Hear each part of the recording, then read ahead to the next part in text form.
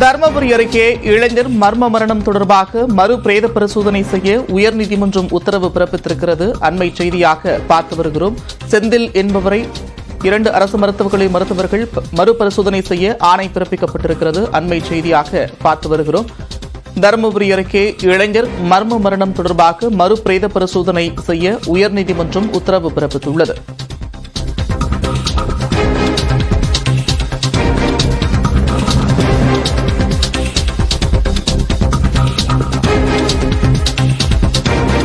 தருமபுரி அருகே உயிரிழந்த இளைஞரின் உடலை மறுபிரேத பரிசோதனை செய்ய உயர்நீதிமன்றம் உத்தரவு பிறப்பித்திருக்கிறது. அண்மை செய்தியாக பார்த்து வருகிறோம். மரணத்தில் சந்தேகம் இருப்பதாக தொடரப்பட்ட வழக்கை அடுத்து இந்த உத்தரவு பிறப்பிக்கப்பட்டிருக்கிறது. தருமபுரி அருகே உயிரிழந்த செந்தில் என்பவரது உடலை மறுபிரேத பரிசோதனை செய்ய உயர்நீதிமன்றம் உத்தரவு பிறப்பித்துள்ளது.